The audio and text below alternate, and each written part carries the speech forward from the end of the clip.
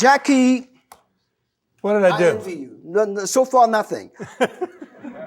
When did you start? You started quite young, right? Yes. My grandmother was house sitting me because my mother had to work and support her two younger sisters and her brother. She was your mother's mother. Yes. Okay. And we were all living in the same house, and her two sisters and her brother and her mother.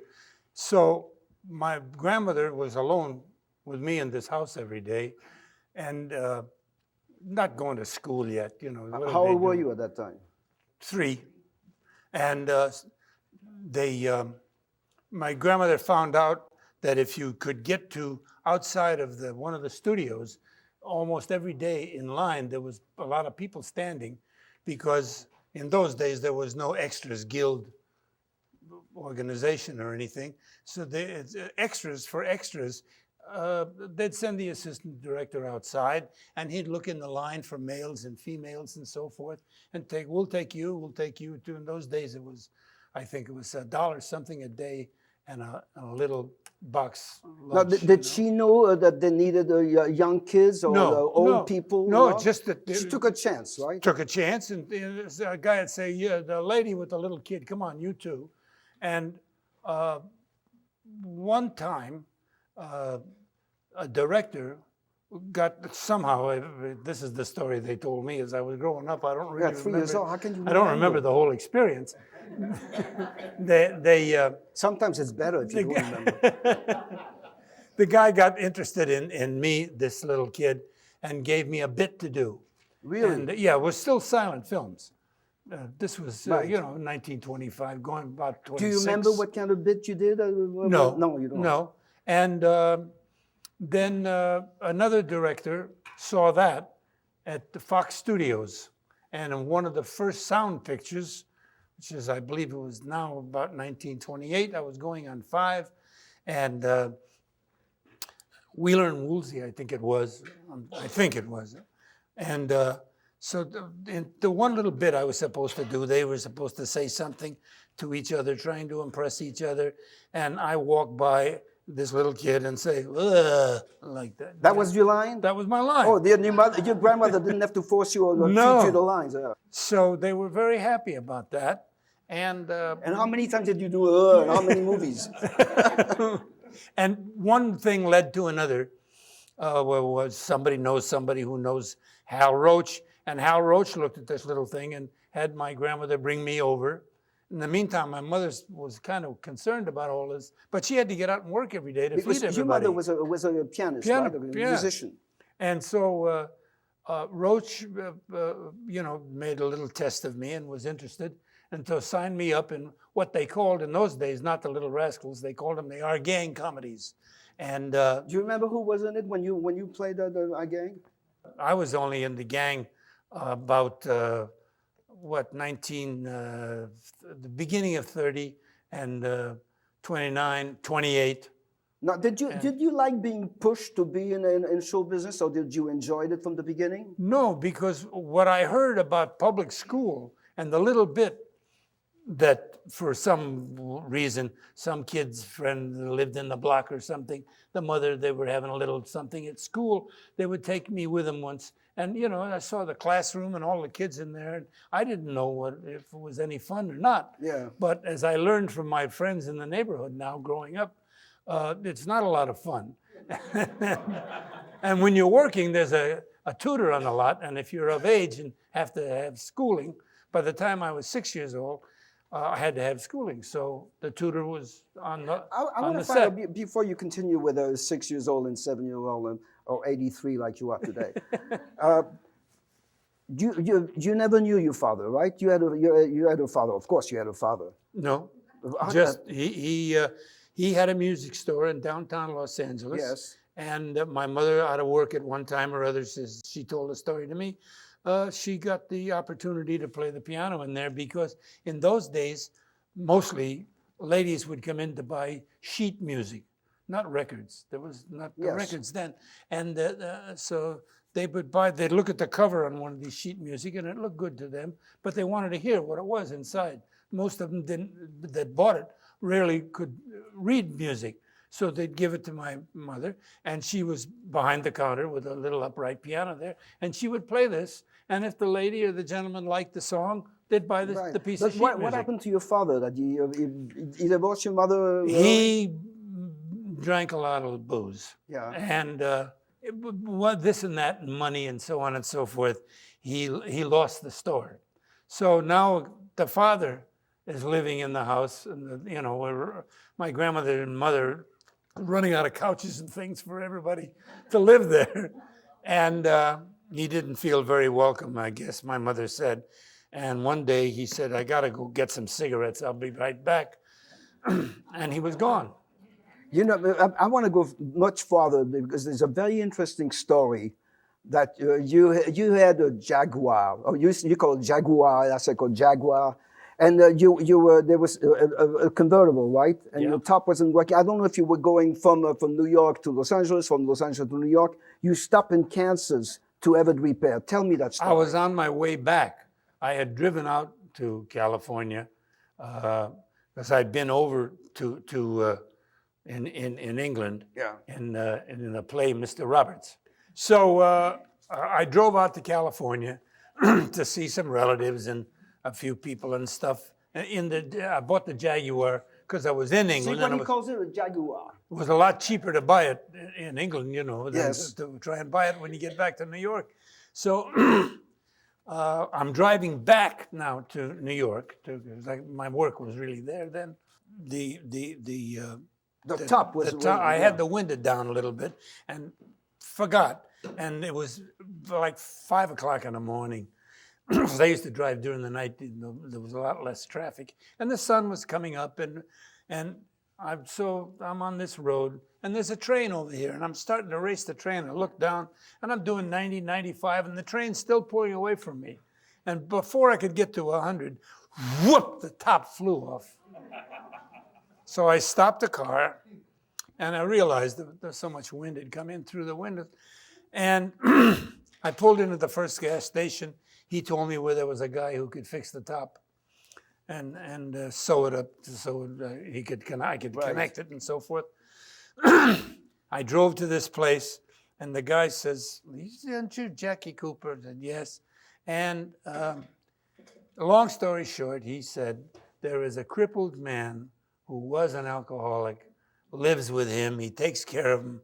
It's John Cooper, and he's told me about you, and and I've seen you in a couple of movies and this and that, and he would be so thrilled if I brought you home, and this and that, because you have never seen him.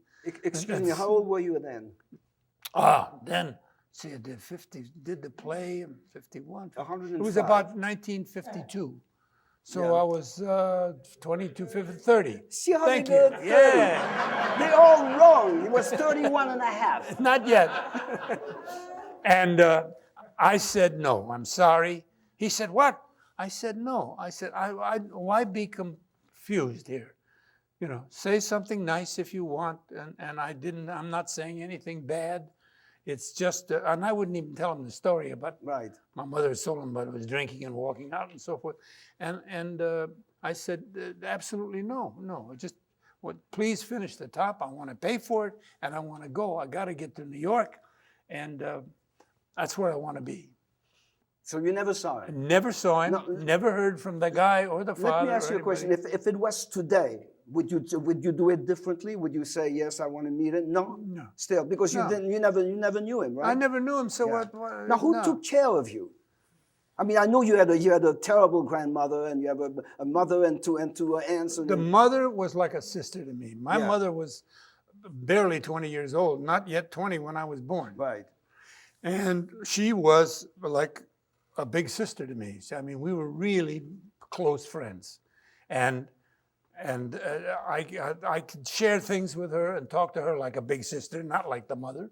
But your grandmother wanted you to be in show business more than your mother, right? Well, yeah, because of the money, you see. I don't blame her.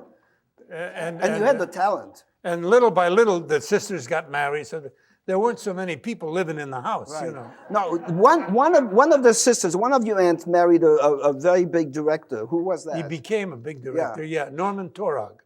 Never heard of him. Yeah, he's the one who directed Skippy. Yes. And when they offered him the thing to direct, they asked him to test a bunch of kids, and the studio casting department had picked out a bunch of kids, and he stuck my name in there. Was that your first big movie? Yes. How old were you Yeah. at that time? 4? 5? No. Skippy, it was released in 31. They made it in 30, early 30, and in those days. Did you enjoy doing Skippy? Yeah, well, he made it easy for me, yeah. Memorizing lines was not easy at that age. And what they would do is, the teacher on the set, a lovely lady, wonderful lady, they would give her the pages that we were going to do this morning, and then at noon, you'll have some more pages. And the teacher would work with me on the stuff. She'd read the other thing and have me read this. And it was also teaching me to read a lot, too. Did you instinctively knew how to act, or you depended on a director to tell you exactly what to walk, what to do? No, mainly that to read a whole script in those days, it's too difficult. But before each scene, or in the morning when you get to work, that what you're going to do today, Jackie, is this and this, and what you got to be thinking about.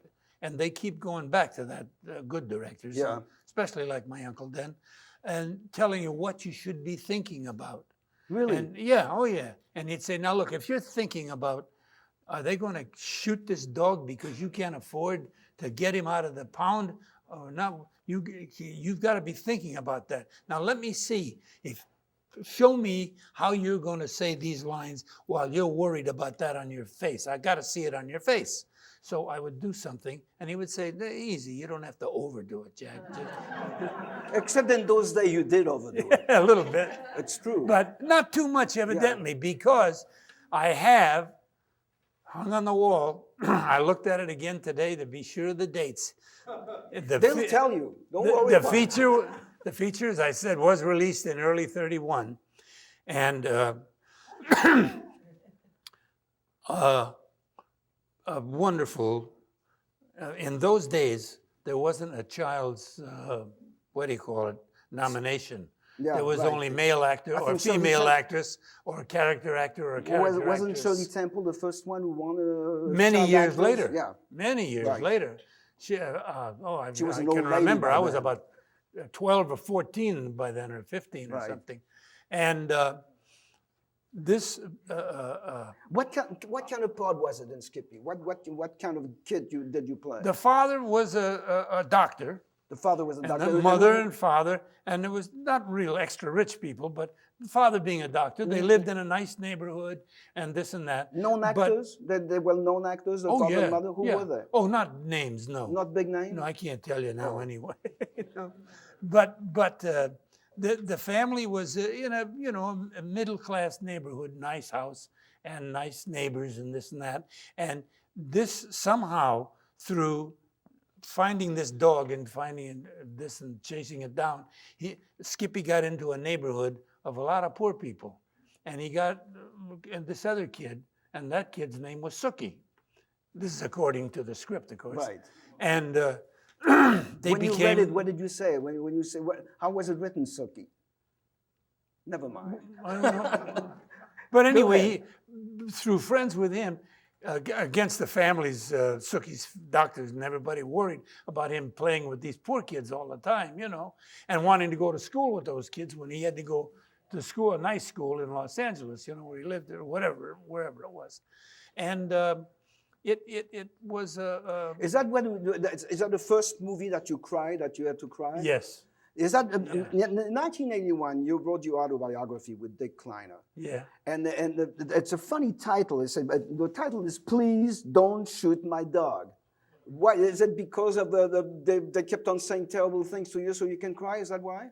That you got the title? Yes. And well, first the title I wanted him to say was "Don't Shoot the Dog," but they didn't think that had enough. That they wanted the please don't and this and that, and the picture of Jackie as a kid crying on the cover and so forth. And your Uncle Norman made you cry by doing something terrible?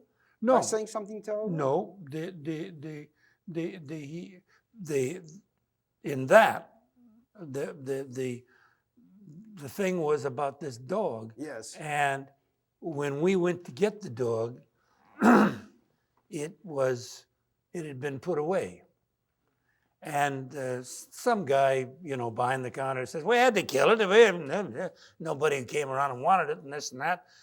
And we had to leave the place, and I take Sookie out of there, and he's trying not to cry, and I'm trying to help him, and in trying to help him and getting into the conversation, because I love the little dog and gave it to him, and that got us going.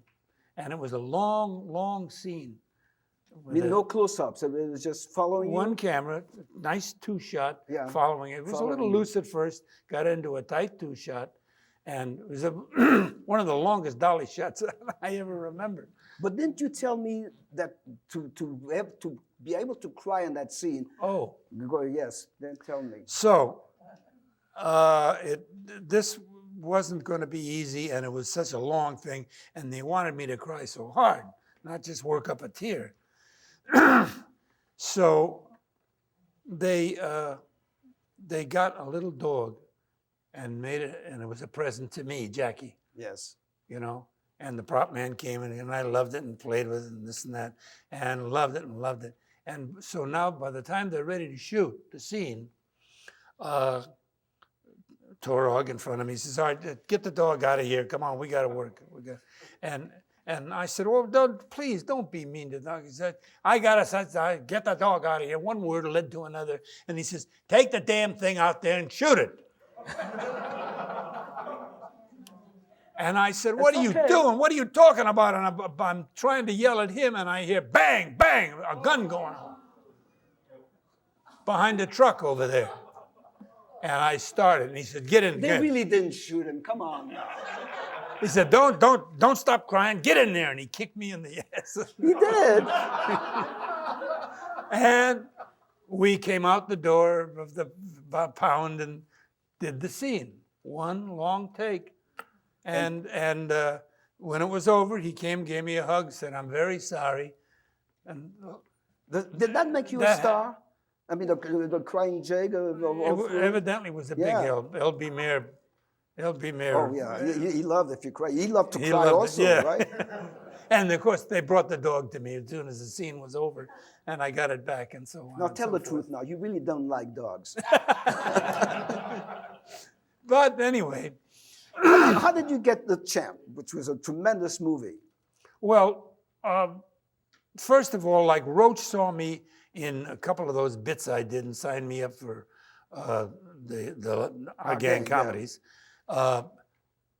Paramount and my uncle, watched some of this stuff and thought I would be good as Skippy. And they talked Roach into loaning me to them. And LB then saw Skippy. Right.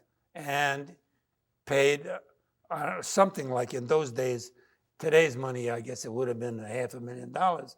Then it was like $20,000. They paid Paramount or whatever. He paid Roach. Roach, yeah, Paramount right, just borrowed me from. And you were doing what, Roach. $2 a day? Whatever. No, it was Roach. About 25 years ago, there was a benefit. I forget whether it was SAG or the Directors Guild, and Roach was a guest that night, and he brought, because he heard I was there, he brought a copy of my contract there, and it was $40 a week for 20 weeks. If he had class, he would have brought you a check for $5,000. Well, and then it had an option on it. If they picked it up for another 20 weeks, it would be $50 a week. But that wasn't. But in those days, that was a lot of money, wasn't it? Well, no. Yeah, today's. As a child, I mean, you were a child. No, then I would say, maybe 30 years later, there would have been 500, or 400 or something. Now, Norman Toro, who was your uncle, really took care of you. He became like your father, didn't he? No. Oh, well, that was wrong. I thought he did. No. He didn't? He was just an uncle. No. Just a director. Didn't he take care of you, though? No. My. Gee, I've been reading your book, and I was wrong. My mother was in a very Italian family. Right. And Norman was from a very Jewish family. And so partly that made a problem for my mother because of my father turning out to be what he turned out to be. And the Catholic thing and him and what are you going to do with him and with Jackie. And so it was an argument all the time. And so they didn't get along. They didn't get along at all. And I was, as I said, my mother was such a help and a buddy. Now, between movies, didn't you do? She played vaudeville, but what did you do when you were working in vaudeville? At MGM in those days, your contract, you were paid for so many weeks a year, except 12 weeks during every summer. They didn't pay you. Really? No, but you couldn't be in any other film. You couldn't be in a film for any place else. You could, I don't know. You could go be a newsboy or do anything, I guess. But you couldn't work in another film. studio. Yeah. But my mother, being in vaudeville off and on so often, went to our agent. And they said, of course, yes. And they got on the phone here and there. And long story short, for every 12 weeks that I was at MGM, which is about almost 7 years, I made more money in the 12 weeks out in vaudeville. Now, what were you doing than I did at MGM. What were you doing at vaudeville? I had, because my mother was careful about this, good tap dancing lessons. Really? Good singing lessons. Not fancy singing lessons. You know, what we felt were jazz tunes in those days. Crooning. You know? Yeah, and once in a while a little ballad or something like that, you know, and sometimes a little sad song that the audience would hope I would cry for it. But you were hearing shots again. Yeah. And I would want to say, shoot the dog and maybe I'll cry, you know. But that was the vaudeville story and that money story. And how many years did you do that? For a lot? A lot of years? Until just the last couple of years, my mother was alive. She died before. And you were, what, 19 years old when she died? I was 19, That's right, terrible. and she was barely 39. That's awful. And not yet. And she had evidently this sickness. Is that cancer? Cancer, yeah. And in those days, you know, what am I saying? 1941. Fortunately, because if she'd have been alive after December 7th and worried about what's going to happen to me with the war coming and this and that. Now, who took care of you once your mother died? Well, or you were 19 years old. You were taking care of everybody else, probably. Norman talked me into, he got a hold of me and was kind of warm. And because the rest of the family I didn't care very much for. Yeah. And they didn't care for me because my mother wasn't supporting them, you know, anymore. She didn't have to. Yeah. This one could work, that one could work, this one got married. And they didn't make a lot of money. It's too bad, you know. And then she got a business manager. Oh, as soon as I started to make money at MGM. Yeah. And so between Norman and the business manager, after my mother passed away, there was the care. They, you want to say, took care of me? Good advice. I mean, the business manager I would be in to see every week or 10 days. Yeah. Because they would go in to see. Were they stealing money from you? No, they would give me, you know, give me $50, this and that. We're paying the rent in your apartment and so on and so forth, and don't worry about this and that. And a car, okay, we got a down payment and so on and so forth. And they took care of me. And then after I lost my mother, the business manager was very important to me. Yeah. And my listening to him was, and I didn't wind up like so many of these kid actors you've read about who grow up and they're broke and they're drinking on the street. and some having of them are, you know, poor, you never use drugs, are you? you know, no. And they're sick. No, I'm kidding. Sad, sick, poor kids, Yeah. you know. And Well, but I've had 4 business managers in What am I talking about? 45, 50, more than 50 years. You know, but it is rare to have a child who's a big star, an actor, you know, to grow up. So if they don't want them anymore, it's terrible. You know, you're pampered by everybody, and suddenly nobody wants you, and that's Well- why they go through alcohol or drugs and. Well, I was fortunate in that in Metro, you know, okay, we're going to drop Jack. Like, you get hair in your legs and under your arms, and they don't shave know it. what to do with you, you know. And so I went out and I'd do some vaudeville. Yeah. And then once in a while there'd be what we called then the B pictures, you know. Right. But before we go to B picture, tell me, you did 3 movies with Wallace Beery. You did The Champ to start Yeah. with. All Talk at to me MGM. about this man. Well, Don't was a pretend heavy that- drinker, as Yeah. everybody then Did he knew. like you? Well, when I first met him, he was an old guy, and I thought, gee, he's nice. An old guy, he was probably 25. No, I think even then. They I will don't know how old he was. I can't tell you. Yeah. Really, but I know by the time we did the third picture together, things bothered him, and it wasn't his age so much as people told me. It was really, he was hungover, and he, you know. But how was it to work with? How was it? Oh, to he work didn't like kids at all. Really? Yeah. with? Steal the scenes? No. But there's a scene in The Champ where I'm sitting on his lap, Yeah. and I'm crying about something and terrible and so on and so forth. And when the scene was over, and King Peter said, "Fine, that's just fine, thank you." And he said, "Now get this kid the hell off of my lap, will you?" And you did I 3 was- movies with him? Whether I liked it or not. They were big money makers, right? Oh, yeah. That's Oh, why. yeah. Oh, sure. And give you an idea how they liked Wally Berry in Treasure Island, which was before the last picture, O'Shaughnessy's Right. Boy. In Treasure Island, they took Mr. Mayor's yacht, and they built on top of it this old, what was it, the 1600 or 1700, kind of an old ship, you know, 3 masts and the sails and all of this stuff. And so they could move it around with the motor that was in Mayor's yacht.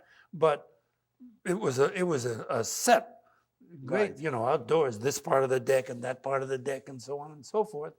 And Barry had a lot of trouble with one leg, and particularly because That's you the one he remember- was drinking, probably. yeah, if you remember the guy, I forget his name in The Champ, the character's name, and anyway, he What had- was the name of the characters in the Champ? What? Long John Silver, right? He had. Do you want to come here and be He's supposed to have one leg. Yes. He was supposed to have one leg, and so they had his leg tied up, you know, like this all the time. And whenever they could, they had to untie it and let him have his leg out because it gave him a cramp and he hated it and so on and so forth. And so he was sitting down the deck, I'll never forget, waiting for the next scene to get ready, and they're lining it up with our stand-ins. And his leg is out like this, and I'm pulling my socks up, Barbara. And Yeah, they don't see it. You can leave your socks away. It's all a close-up. oh my And you God. cannot see it. And so the prop man came around. He said, "Now you remember, in the next scene, when this guy starts up the ladder, up the rope ladder after Jack, you're going to shoot him, even laying here." And he says, "Yeah." And he said, "Now here." And Wally, you know, they had in those days, in the barrel of the phony little gun, they had some kind of a powder in there to make a blast Right. out, you know. And it's to make a flash and a blast. And the flint was back here. And they said, "Now don't cock it and don't fool around."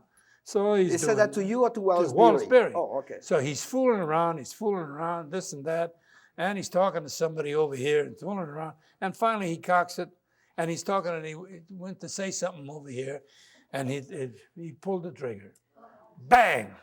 And God he was had, on your side. He had Nothing. He had no boot on, of course, because this leg was tied up, right? So right through the sock, blood is already on the deck. He's screaming and swearing, and Did you enjoy that?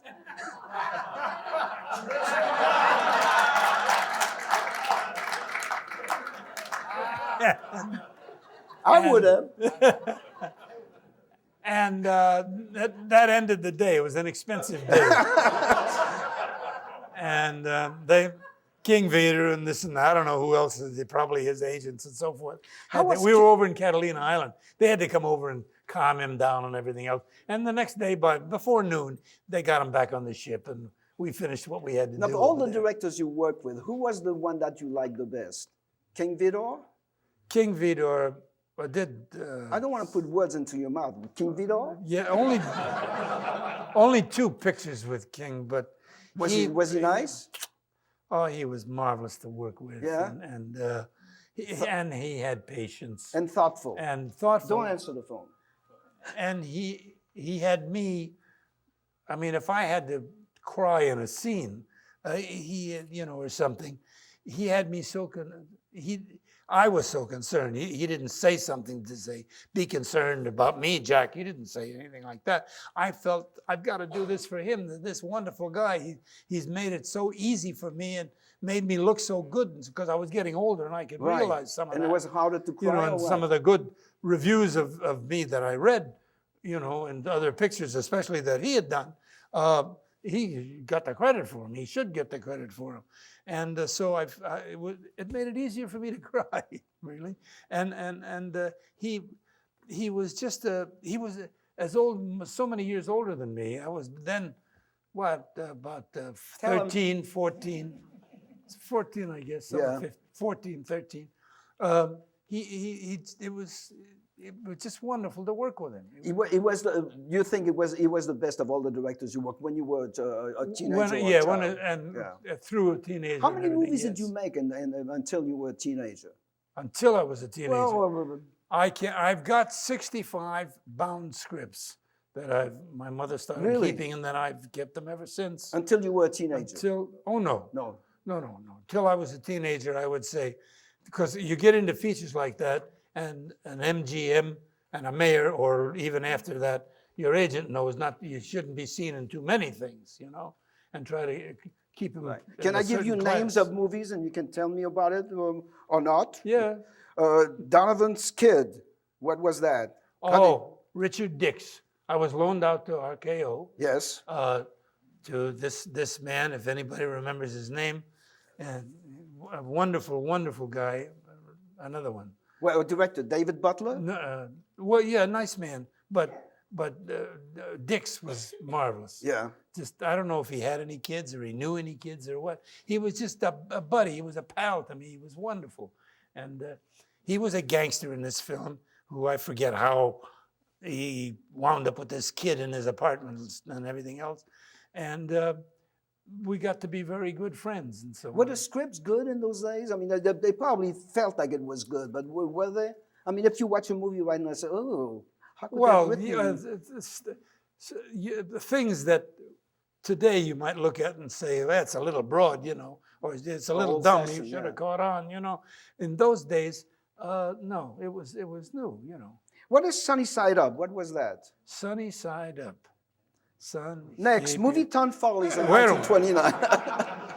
It was a musical at Fox. Keep your sunny Which one? side Yeah, up. right. Let your laughter come through. She sings too. I mean, he wasn't involved, it was true. And we're making a lot of people feel much too old here, I'm sure. No, they're all old. Well, they remember. Huh? Janet Gaynor? Wasn't that Sunny Side Up? I think so, yeah. I think so. And I would just, that was more or less a bit they brought me in to do that song. Yes. And a little tap dance. Oh, I see. What about what's When a Fellow Needs a Friend? Oh, yeah, MGM. Who was in it? Chick Sale was a famous. You know that name, a lot of you people? Oh God. Wonderful man. He played a crippled man in it, and I forget. What's the title again? When a Fellow Needs a Friend. Yeah, somehow. It could be a song title. He was a lonely man in it, Yeah. you know, and being. Is he the one who was patting your head? Somebody patted your head and you hated that. I don't remember. Probably Not him, everybody. because I loved him. Yeah. Me personally, you mean? Yeah, oh, I like. He was a wonderful, dear man. Dear man. Now, there's another director that you liked a lot. Like, I wish I could say his name properly. Richard Boleslavsky? Boleslavsky? Boleslavsky. He did One O'Shaughnessy's film. Boy, right? Yes, I believe it was. Yeah. And he saw that Mr. Berry, you know, didn't know how to treat any kids. So he was very careful about that. And he would kind of go work with me like, hey, Jack, we know, everybody here knows Mr. Berry is not a very nice guy, but, you know, He said it. he's a big name and they got to have him in this movie. And I said, I understand. And you know, you two together in a movie mean a lot. And I said, and he made me understand That's that. very And that we nice. had to get along. And I felt like a man as he was telling me this, you know. Yeah. And I wanted to do whatever Richard wanted. Let me ask you something. When you were 14 years old, suddenly you find yourself not working for a whole year. What happened? 14 or 15. Yeah. 15. All right. Wisely, my mother, because she used to have the tutor come to the house when I wasn't working, so I'd have the same tutor all the time. Wisely, as the season started coming up in September, she talked me into going to public school. And I was ready for the 9th grade, which is high school. Did you enjoy that? Going to public school? Yeah. Instead I of going did. to the school in the Well, studio? because what my teacher said to me, my tutor, she says, having been tutored, you're going to find that the classwork, it's not easy. You got to listen and so on and so forth. But she was telling me, the other 9th grade kids that are going to be in there aren't going to be half as good as I am at whatever the subjects are going to be because of the training I've had as an individual with a tutor. And it was true. It was very easy. I got good grades, and you know that made. Who were your schoolmates at MGM? Who did you go to school with? I didn't. I had the tutor. You didn't? Oh, you had a tutor. No. Really? No. I mean, you didn't go with Mickey Rooney and Judy Garland. No, and when they Jean had Reynolds publicity things to do, or like I have a picture of a bunch of us at my birthday I can't remember the name of it, a restaurant, very famous on Sunset Boulevard then. Ron Derby? No, No? big as across from the church, the big church. And the Vendôme, I think, was the name.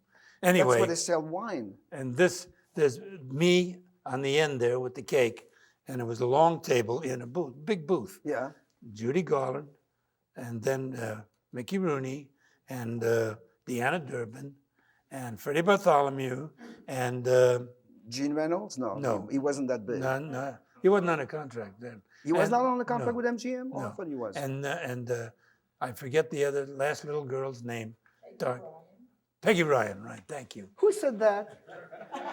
It's a Mrs. Cooper. Is it Mrs. Cooper or is it Peggy Ryan? Don't spoil her. Don't spoil her.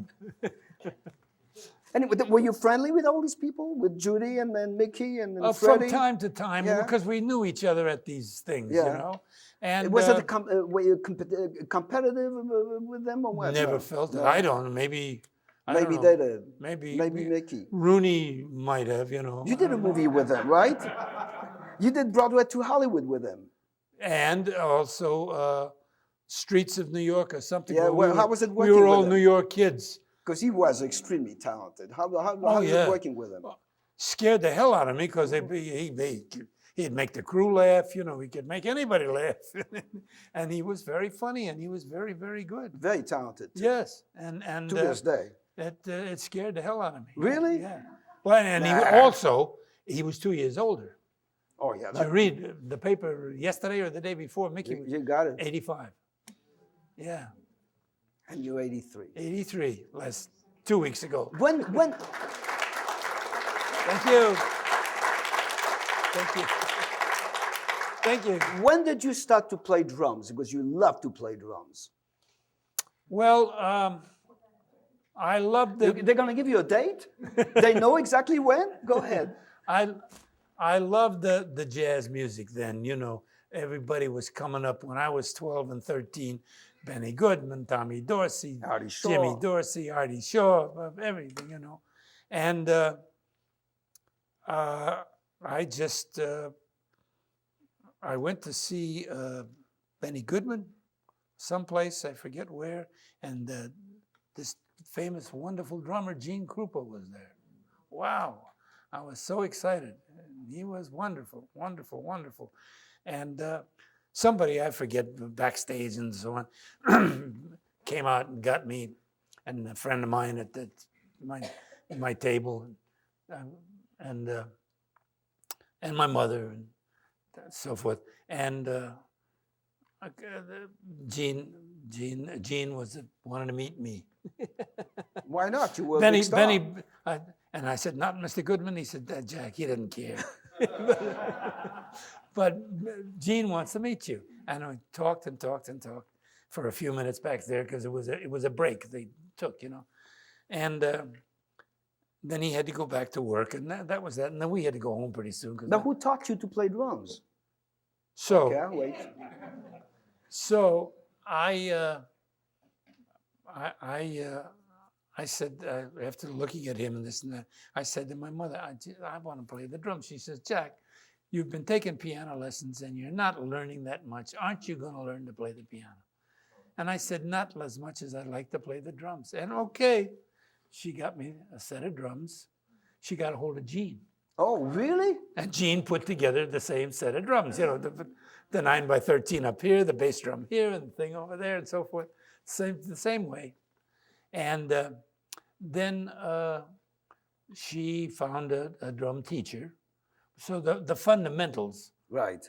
And then as soon as I had 4 or 5 lessons from him, okay, I got a hold of Gene, found out where he lived, and got him on the phone, and would there be a day he could come to the house? And he said, Jack, no crowd. I said, no, there won't be any crowd. It's you and me. I promise. My mother will want to say hello to you. Okay, but no, okay. And he came, and he spent an hour with me doing this, and let's do it that way. And I'd ask him, well, stuff I've seen you do so-and-so. He'd do it on the drum, and he taught me how to do it. And I was, from then on, I didn't need the drum teacher anymore. Yeah. I didn't. I had this, and I just loved it. And he got Benny to invite me then to come in and just play, because he knew I knew. We had talked about it, the arrangements of several of their songs, and exactly how they went. You know, I didn't have to read the music or anything. I knew. Could you read the music? A little piano music in those days. Oh, I see. Yeah. And but I didn't bother with the drum music. That was, you know. Didn't you join during World War II? You joined Claude Thornhill.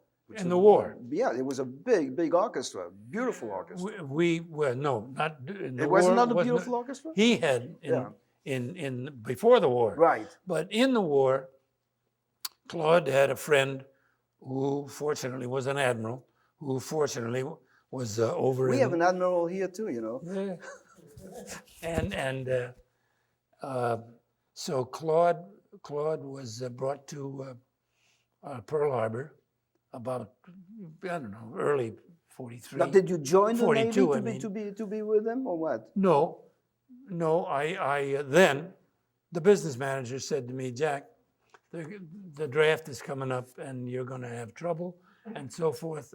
If you'd go to college, you know, or join the Navy group, you join a certain thing if you can pass certain tests, and they'll send you to college. But you're going to do 4 years of college in just under 2 years. And okay. And so they sent me first to Loyola University, and then Loyola, I forget what the problem was with the Navy and so forth. The next thing I know, they sent me to Notre Dame University, and I had my problems there. And then you were not a Claude, in the meantime, the admiral in Pearl Harbor had said to Thornhill, look, why don't you put a band together? Get whatever names you think are in the Navy that maybe I can get a hold of them through Washington and so forth. Long story short, he did that. He got the trumpet player, and he got a Dixieland band together, but not a corny Dixieland band. You know, we had wonderful trombone player, tenor sax, and an alto, and piano, bass. And when it came to the drummer, Claude mentioned me, the admiral, and said he knows arrangements that fast and that easily and so on. Well, the admiral was thrilled to death. Jesus, it's a name somebody will know. You know, maybe. How long did you play with him, and where did you go? Finally, they got me over there. Hawaii. Because,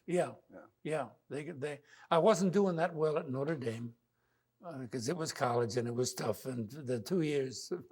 But you were a fast study, so I Yeah, thought it would be a breeze. That's because when I went to Beverly High School, I'd just come from being tutored for 6, 7 years. But here, this was difficult with a lot of bright kids who, you know, when they were college students and they were bright. And I had worked most of my life, not studied. And so it was very difficult. They all knew who you were, though. Yeah. When you went to college. Yeah. So they were just going to send me to boot camp when the admiral found out where I was and so on and so forth, and had them send me to Pearl Harbor. And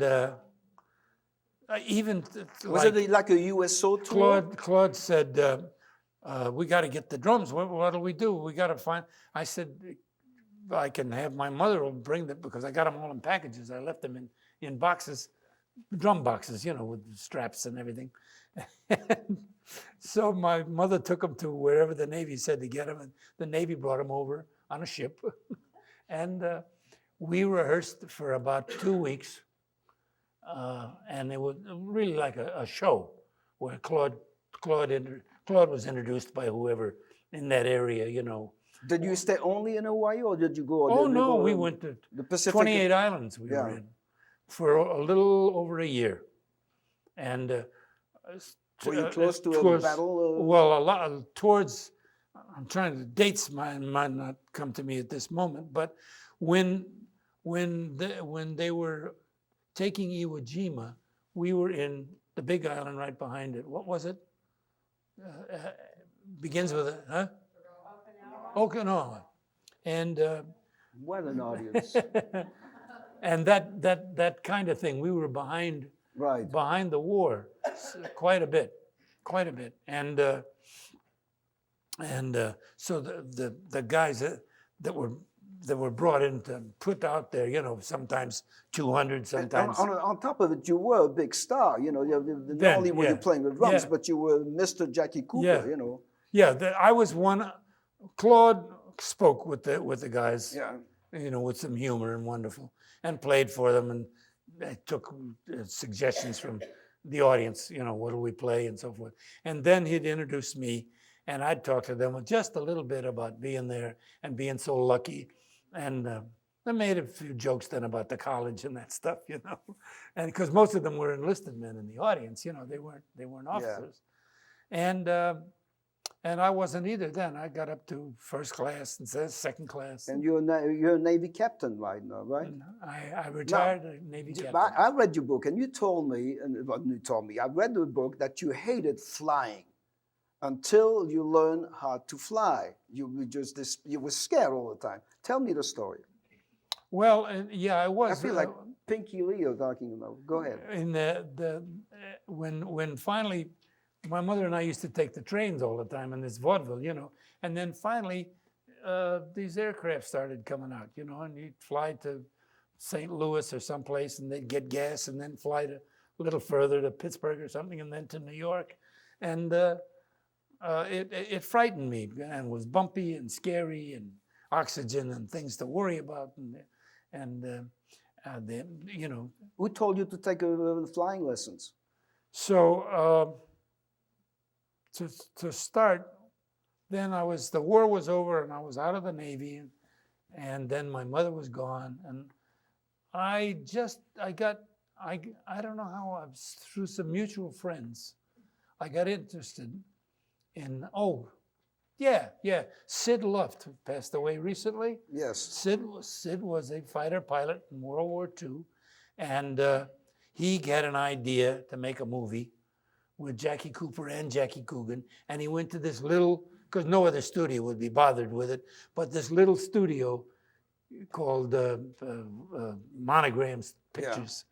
It was a lot, not much bigger than this, you know, and talked them into doing it. And was it successful to make the movie with Coogan? And we made 2 of them. Really? The first one made money. You know, the picture didn't cost $100,000, and it made a couple of $1 million. How was it working with Coogan? Okay, he tried like hell to stay real sober during the daytime when we were working. You have problems with people drinking. Yeah. And, well, he had, as opposed to me, you know, because we'd all read about it in the newspapers by then, long before then. His family, they drank up his money and spent all his money and died and left him nothing. He had nothing. I know, but they must be grateful about it because of him. They got a law that children, you know, they will 50% not, goes into a trust fund, and the parents have the other 50% to raise the kids. Yes, right. Huh? 15%. I thought it was 50. 15? It doesn't matter. Wait. Well, I didn't have anything to do with it in those days, you know. When did you go to New York and change from being a movie actor to a really an actor in a theater? Because you wanted to do that, right? Well, yeah, I got through a couple of mutual friends. They said, you know, in the summertime, vaudeville was dying, you know, and everything, and nobody was that interested in the Jackie Cooper then, you know, even, so I did a picture with Jackie Coogan, so what, you know. And true. So, yeah.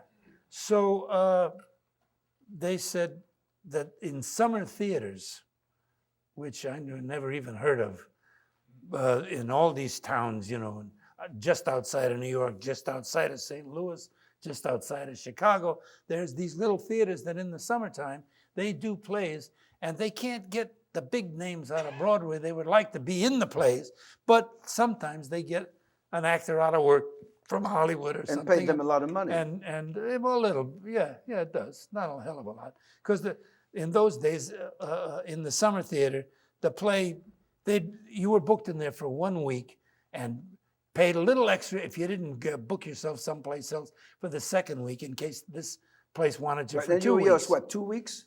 Rehearse 2 weeks and play 1 week, 2 weeks at the most. It doesn't change, you know. That's you did the old story, you know, no show on Sunday. Yeah. And 2 on Saturday, you know, seven shows a week. Eight shows a week. Was it 8? Yeah, I 8 forget. shows a week. 8 shows a week. And so that in 2 weeks. Right. Now, how did you get to be on Broadway? What was your first show on Broadway? So I met this actor and that actor, and somebody said, Jack, you've got to meet. No, not John at that time. No, the director of Mr. Roberts, Josh Logan. And you get 5 points for that. yeah, thank you. And I met Josh, and then I was to go, I forget, very close to New York, play in a theater. Right. Like summer theater. Like New Jersey. Yeah, down Jersey, and someplace in Jersey, I think. And so he Josh Logan. Yeah.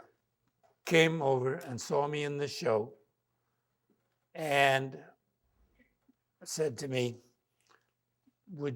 can you afford to be, you know, we're just going to go into rehearsal, and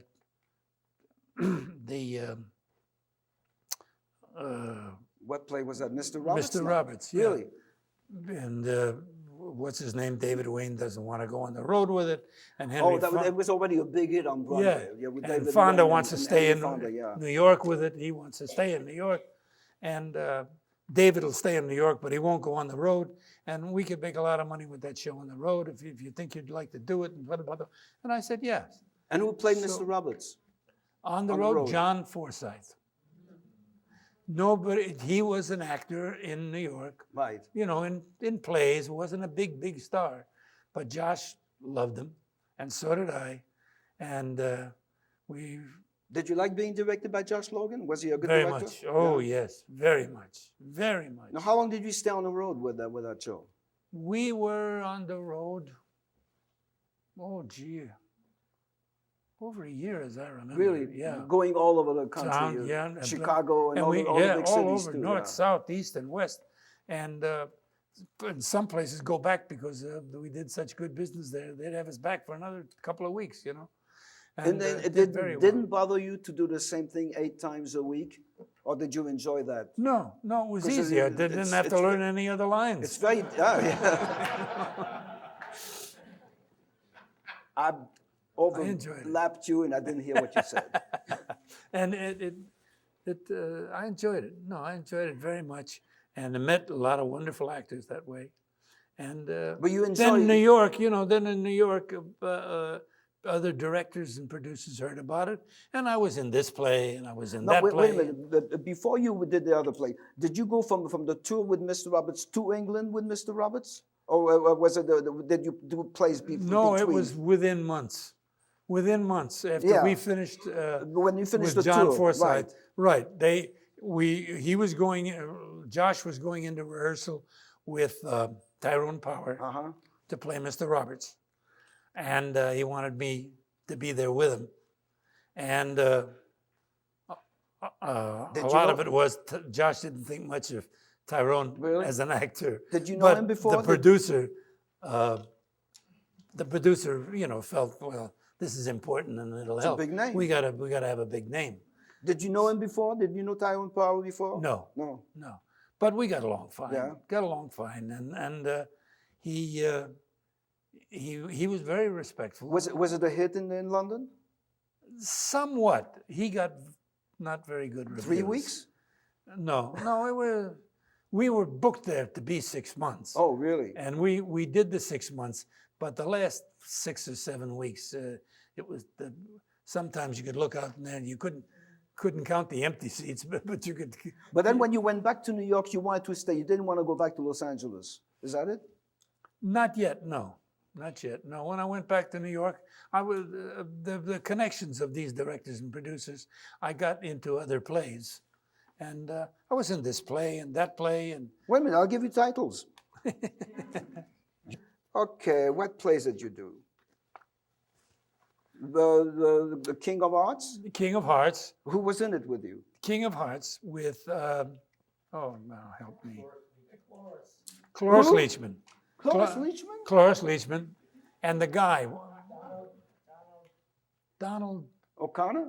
no, older man. No, forget. You know my age, so you can understand. And yeah, then what's the other What one? was the play with Janice Page? Remains to be seen. Remains to be seen. There How long did that- there was it a hit? Before the curtain went up, there was like a murder, and there was this detective was looking for different people, and I was a friend of this family, Yeah. and she was a girl in the family at the time, and I was I guess the audience thought I was older than her, and so on and so forth. They believed Was it a hit in New York? Remains to be seen? somewhat, yeah. It ran. Yeah? We ran just over a year. Well, that's Yeah. not bad. Yeah, in New York. Yeah, in And, those days. And but wasn't asked to make a movie of it or anything. Well, neither did Ethel Merman when she did Gypsy. I mean, yeah. you know that in those days that's the way it was. Yeah. Now you went back to eventually you went back to Los Angeles and did some Yeah. more movies, or you decided to get No. When there was so much television. We in know the- he's going to do television. I'm going to find out he's going to do more movies first. I did a lot of live television in New York. In New York, yes, the Philco. Because it just started, and they would try to get actors with a name. But the actors, when they came in, they were scared of radio, you know, but at least they had a script there, you know. But even then on radio, they would have a music stand Right. with the script and a person to turn the pages, because the actor, if he went to turn the pages, was so nervous because it was live. You know, one take, the whole hour was one take, or a half hour, whatever the show was. And so live television, oh, that really scared the actor. Yeah, But you did rehearse for a month though. By the time, didn't you rehearse for a month before you went live for those plays? No, a month? You didn't? Yeah. No. If there was a play they brought you in to do, there was 7, 8, maybe 9 days. Not more you know, than if that? they could talk the actors into working on Sunday and 7 or 8 days in a row, you know. Oh, yeah. But that was exciting, wasn't it? Oh, yeah. Oh, yeah. I loved it. Yeah. And all the actors, most of them that I had worked with in live, they'd been in it since the very beginning. So they weren't scared of it either, you know. And with that much rehearsal, it was easy to learn the lines pretty fast. After 2 days or 3 days at the most, we stopped carrying the scripts around in rehearsal. When did you meet Barbara, your wife? While you were in New York? Yep. Is that it? Through like Gary Cooper? Yep. Through some mutual friends. Yeah. In 54, late 54, I guess it was. And was it love at first sight? For her or for you? we had some mutual friends, and we were able to spend a little time together. And the Barbara liked being with this couple. Yeah. And I knew this couple from when they lived in California, and the actor was working in those days in California, and now he worked a little in New York. And that's where I met her. How long you been married to her? Last March, 51 years.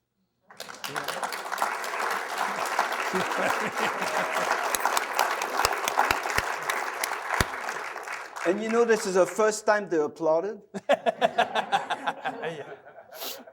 After all you've done in your whole life, no applaud. 51 years, oh yeah, wonderful. That's great. I mean, to be able to be married that long, it's great. Do you talk to her? Huh? Do you talk to her?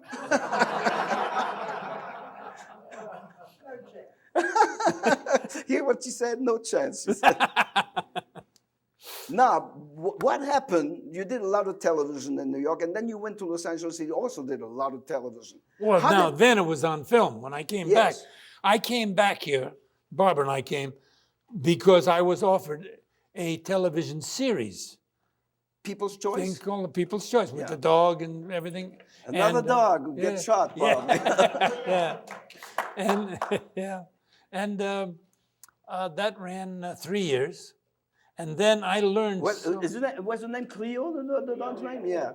And who was in it? Who was the lady? Pat Breslin, Patricia Breslin. She's now Mrs. Art Modell, if you know the name. They've been married one quite lady a few knew years. it. Okay. They've been married quite a few years. Yeah.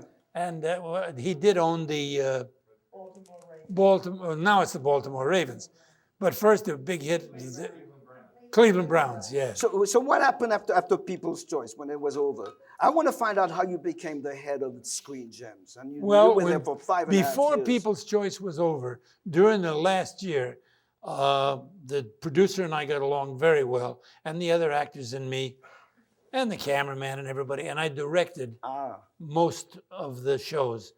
In those days, we did 30, 32 shows. A year. A year.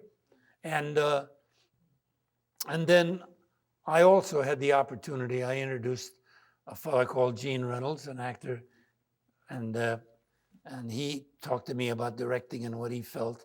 And I, was a little help to him through some of my rehearsals. And then I gave him a show or two to direct. And he was offered work after that. And James Comack. How did the Hennessey happen?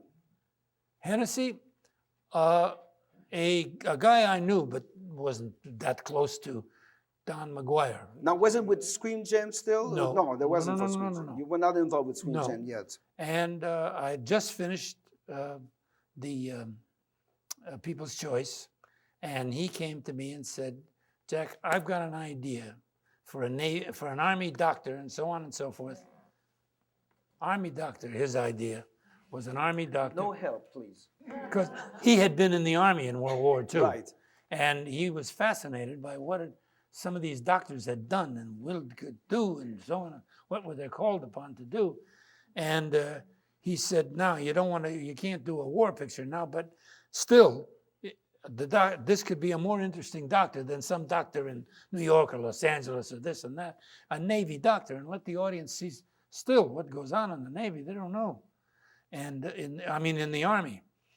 And so I talked him into making it the Navy because I had joined the reserve. Because you're the background. I had a lot of connections with the Navy, and started flying then. And then I started flying in the Navy, Right. doing training films and so forth. And so Don, he rewrote it, the pilot, and made it a Navy doctor. That was a big hit, Hennesy. And oh boy, it sold in a minute. And it Now, did. was that when you gave Jimmy Cormack his first break in Hennessy? Was it? His first film, wasn't it, Clune? Yeah. Yeah. Yeah, he was a nightclub actor and stage Wow, yeah, actor, but yeah. he hadn't done any film. I brought him out because You did Damn Yankees, Don yeah. was writing a part Right. for a Did you dentist. help him to become a director and then Yes. a producer later on? Yeah, yeah. Which you did. Yeah. You also had Robert Altman. Didn't you help? No, Bob Altman. You No. did not. He helped you. We made friends. We were friends, and Yeah. he helped me a little bit and this and that. And when I got the Screen Gems, I tried to. Now, how Bob did you was get the Screen Gem? That's very interesting to find out. the people in New York they had a problem with the guy running the Screen Gems branch out here. Right. Screen Gems they made TV movies and TV series. There were no TV movies. Was that a in the branch of beginning. Columbia? The Yes. Pictures? Okay. Yes, Screen Gems was. Right. And then the Screen Gems had a record company, and they had another company that sold records, and then they had, now and then they'd have a show on the road. They'd start in summer theaters and try to work their way to Broadway and so forth. These different branches of Yeah. Screen How did they Gems. hire you? The guy who was ahead of all these branches Yeah. was a friend of Come on. What is it?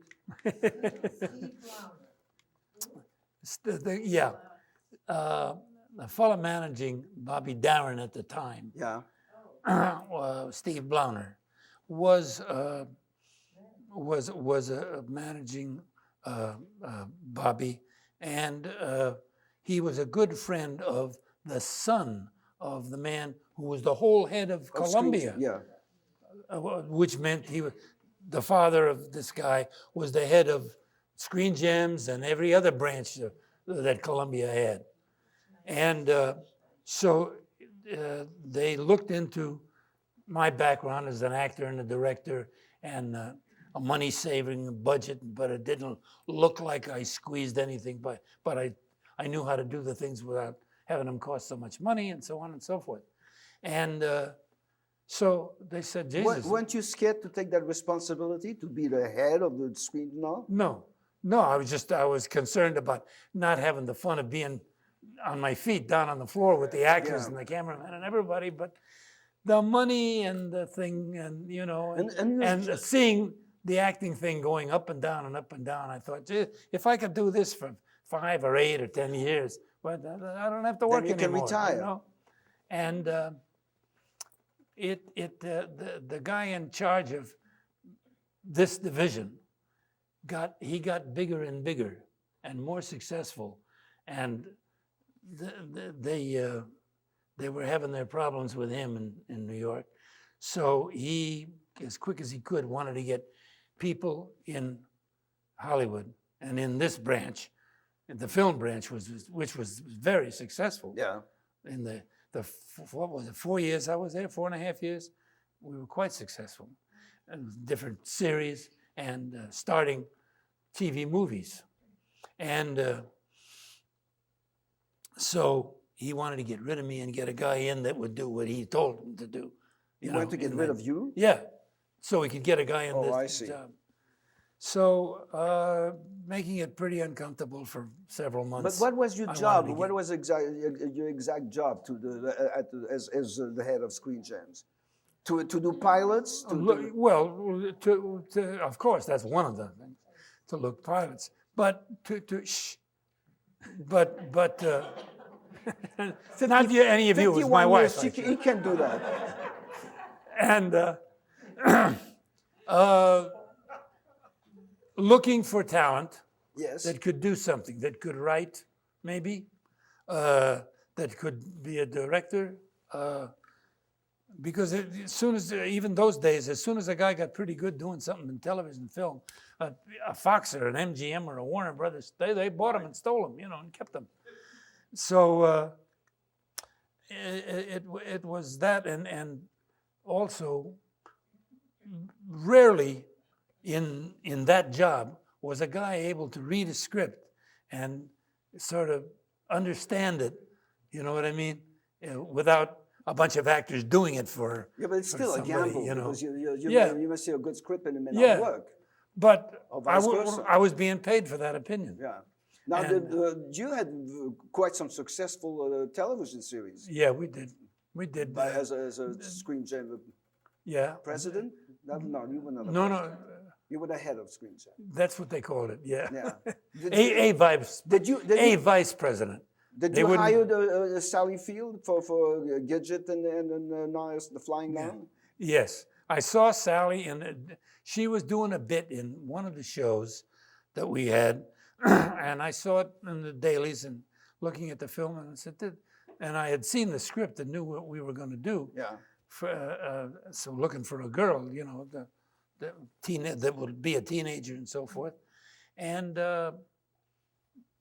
Sally looked very good to me, and so when we made the pilot, I talked to her agent and so on and so forth, and to her, and got her to do this thing.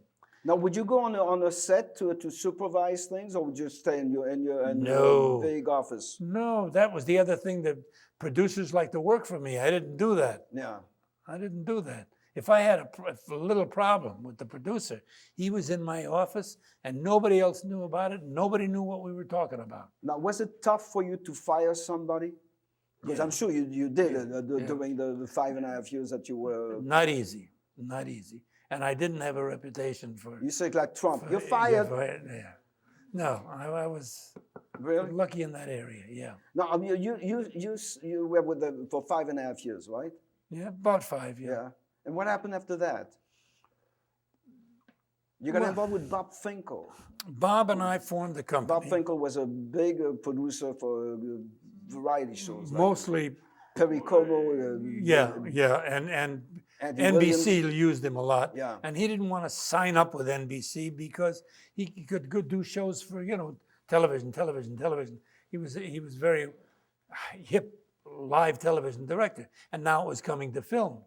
And I had a lot of experience in film, so we could use each other a little, And so we formed a company. Yeah. And Bob and I, and we did musical shows a lot with Pearl Bailey, with Bing Crosby, with, this one and that one. You knew Bing Crosby, right? And his wife, Lee. Yeah. Dixie? Dixie Lee. My mother introduced Dixie to Bing. Really? When Bing, Dixie was out of work at the time, and I think Bing was too, because we lived in Ocean Park. And this guy, I'd wake up in the morning, I was about 9, wasn't working Boom, boom, boom, boom, boom. too much, and this guy was sound asleep. And I said to my mother, "Who's the guy on the couch on the front porch?" She'd say, "Oh, it's a friend of Dixie's, Jack. He's a nice guy. Leave him alone." He would get drunk, and my mother would talk him into not trying to drive home, to go to sleep. And it made Dixie very happy because she was in the back bedroom with one of my mother's sisters. And Finkel and I, we did pretty good for about 3-4 years. Yeah. And then he wanted to kind of do something by himself. And by then, I kind of did too. Mostly directing, is that what you wanted to do at that time? Yeah, mostly I did. And I had fun directing television. I got back into directing How was it television. working? You did one Mary Tyler Moore show. How was it working there? Oh, gee. That's That's bad, huh? some wonderful lady. Yeah. Wonderful lady. With a Probably one of the most, and there's few for me, directable females, particularly that age. Younger ladies, I mean, Sally Field. One day I brought a Ferrari in to pick up Sally, brand new. Yeah. And I knew the Ferrari people where I got it. Took her to lunch. And she loved this car. She was raving about it. And She thought it's going to be and I hers. said, if she would do this pilot film, I'll give her this car. Really? And that talked her into doing the pilot because she didn't want to do a series, she thought. She did that series. Talking about car, you were a race car driver, right? A little bit, yeah. Like what, for 2 days? Barbara was with me in Sebring, right? You enjoyed one of that the too? last races. Yeah, I enjoyed it. There again, I made friends with Donald Healy, and he had just come out with this Austin Healy when I was over in London. Yeah. And I got a kick out of it, and so I shipped it back to California, and this is my second trip to London. What was I doing in London the second time when I got that Austin Healy? I forget. Anyway, Healy was tickled to death for me to be seen driving in it. Yeah.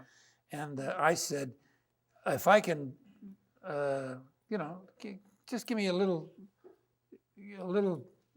teaching here, I think that I'd like, because I'd been driving a lot since I was a kid. Yeah. And I got a couple of guys to help me and teach me.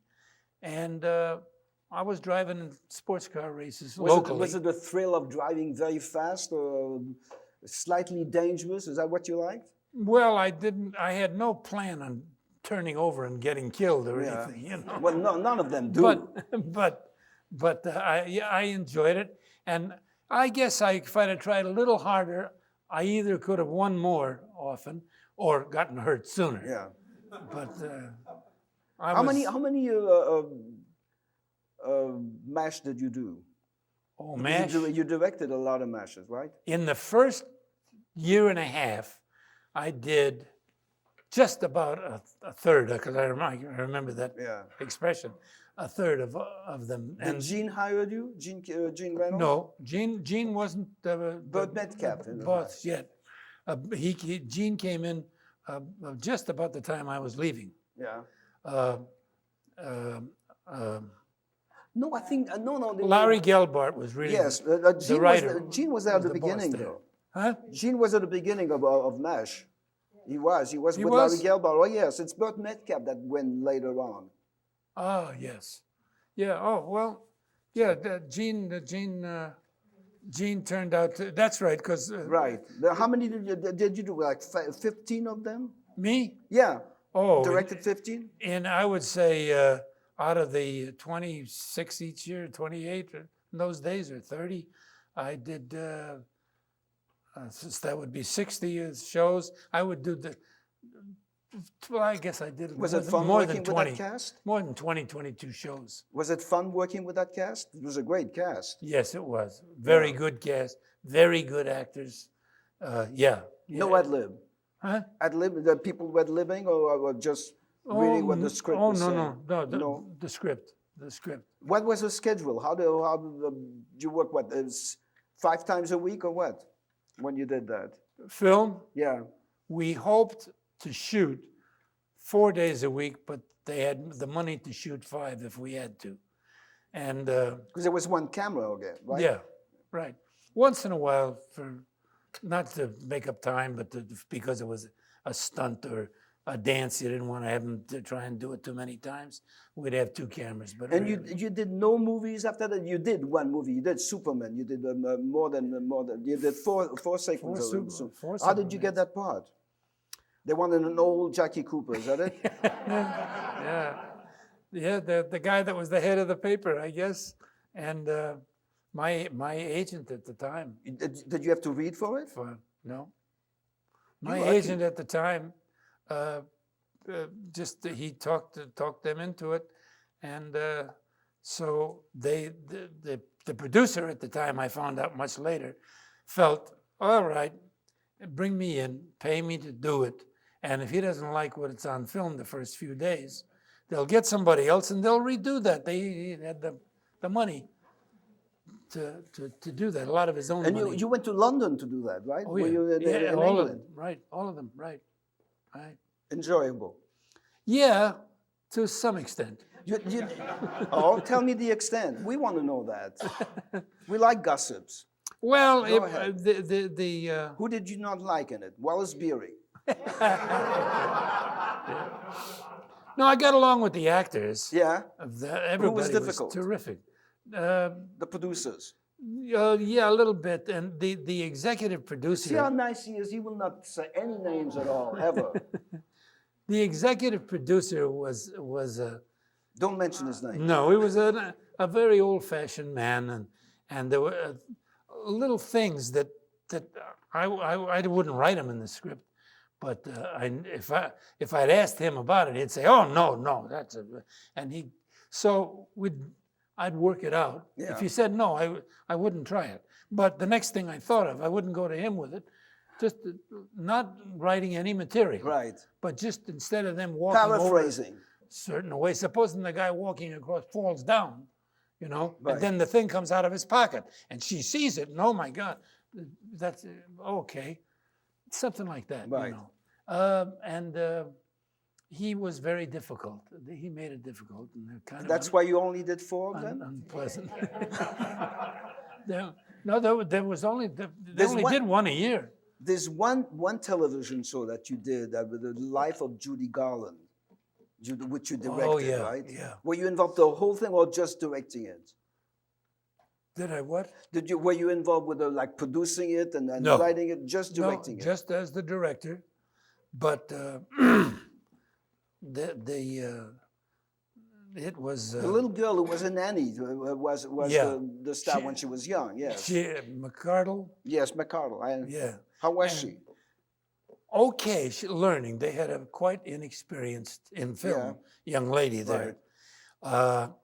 But she. Did you have a dog I and was, kill it so she can cry? I was careful not to upset her in not having her think I'm teaching her, but that's what I Right. was doing or trying to do. And we got along okay, and it was difficult for me because Judy, when I was 13, going on that picture you see in my office, I was 13 and a half, Judy was already 14. Yeah. And we kind of had a little crush on each You other. did not. Yeah, a little bit. Did you? Yeah. Did you do that? And it didn't last too long. Her mother was something else. You want to tell about all the crushes? Close your ears. And so it was sad for me. A lot of things that were in the script that had to be done, Right. and I had to talk to this young lady about it when I knew it as a sad experience for Judy at the time. Now, when you direct, are you very tough, or you just bring people, the actors aside, and say, okay, then let's talk about what's going to happen and how we're going to do it, or you say, walk over there and do it. How do you direct? You only talk to the dog like that. Oh, okay. No, you know some directors who talk like this. I just my reputation was that Easygoing. well, and each actor found that I was a little bit different with you as opposed to how I was with him or her and him, because I read their personalities. Also, isn't it the truth that if you hire an actor, it's because you think that person can do the part, and suddenly you say, no, that's not what I want, and so what do you hire him for? Isn't that the point that it should be when you hire an actor, that you know exactly what they're going to bring you? And you leave the office with the producer having said, that's who we got, that's who we paid for, and either you're going to finish doing it or we'll get you the hell out of here and get another director. You know? So it was... I have a lot of questions, and I'm going to read some of them. Maybe also, I'm sure that a lot of people would like to ask you a question. Some of them we have already did. About our gangs, we don't want that. Were you ever a child actor? Who wrote that? Lester? You didn't know he was a child actor? Okay. Brian Cruz said, I am sure you've had a number of memorable events in your great career, but is there one in particular that stands out to you? Events? Say it's none of your business. Just say it. One. Oh, go ahead. One might amuse them. Go ahead. I think, did I tell the story about the being nominated? No. Oh, you won 2 Emmys. Go and tell me that. No. For an Oscar. Really? No, tell us that. Okay. No, we don't want that applause. The Skippy movie. Yes. There was no juvenile division in those days. There was the male actor, you mentioned that, female actor, supporting actress. So the male actor from Skippy turned out to get the most votes and everything, nominating votes, was Jackie Cooper. Really? And the competition was Lionel Barrymore. So we go to the Oscar night, the Roosevelt Hotel. Roosevelt Hotel, yes. And I'm sitting there with my mother and some other people, I don't know, and Marie Dressler sitting here. And you know, it's, 9 o'clock before they start that. And we had to get in there and sit down at 6:45 or something. So it's about 8 when the show starts. I'm falling asleep. Finally, Marie Dressler pulls me over, and I'm asleep on her lap, okay? And I didn't hear the whole thing, which my mother explained to me later, because it was 1930, awards for 1931, right. Pictures in 31 or 32, early 32. And so Barrymore won it. And did you hit him? And of course, she woke me up. My mother and Marie Dressler woke me up when they were announcing the nominees, and then who won it. The winner is, and it was him. And oh well, you know, and I felt, gee whiz, what a shame. Oh, man. And so he comes walking out afterwards. They're introducing somebody else, and he's got the thing in his hand, and he walks right by our table, and there he is, and Jackie, he says, this really belongs to you. He says, but they gave it to me because they think I'm going to die.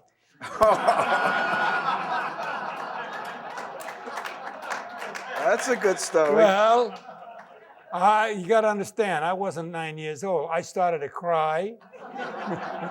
He said, oh, shit. He walked out. Did he say, oh, shit? He said, oh, shit. Now, there's Maurice Diamond who he said, is it true that Cafe Roma is your home away from home? I guess not. At Cafe Roma, Jimmy Comack started this dinner with you, or luncheon, I mean, with you, how many years ago? 1992. 92. Yeah. Okay. And then about, I don't know what is it, about 1998 or 97? But 10 years ago. 11 years ago. 11 years ago.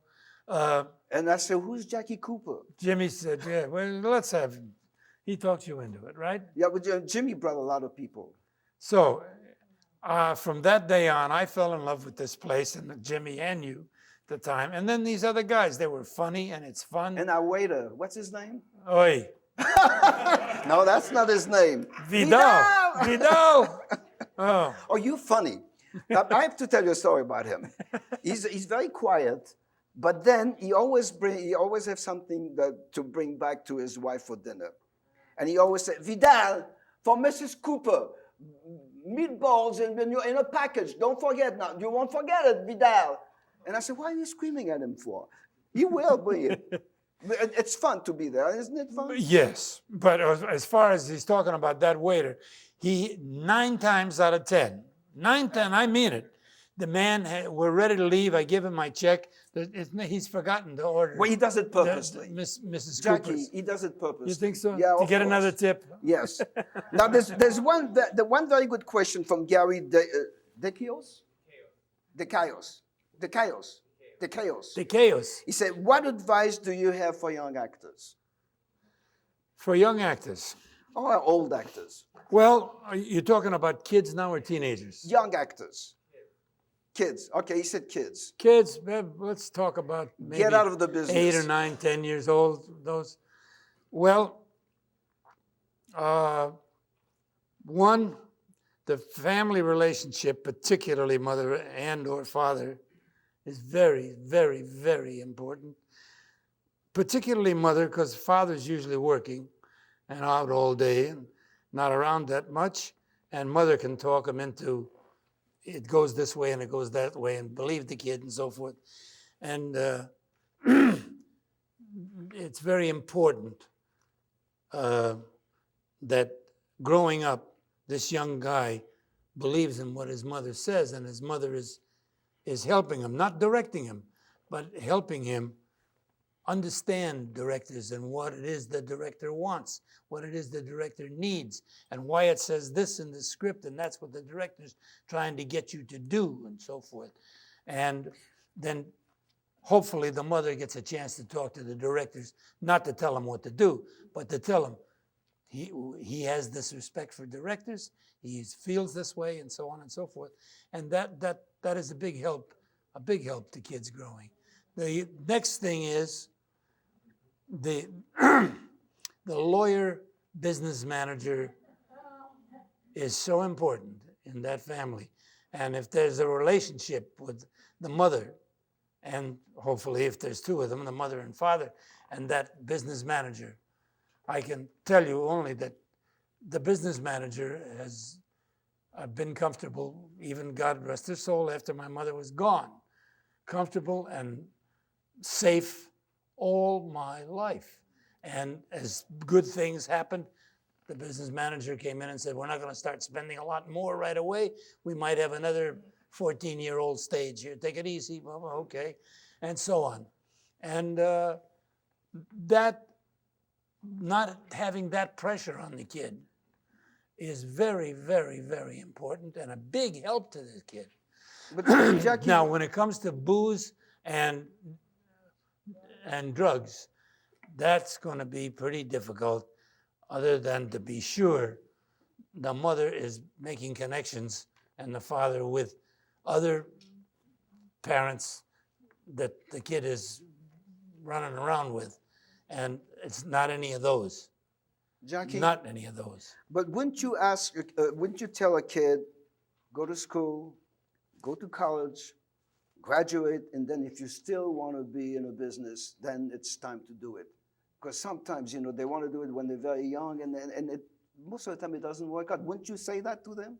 Or wouldn't you give that kind of advice to a young actor? Say, you have talent, but go to school.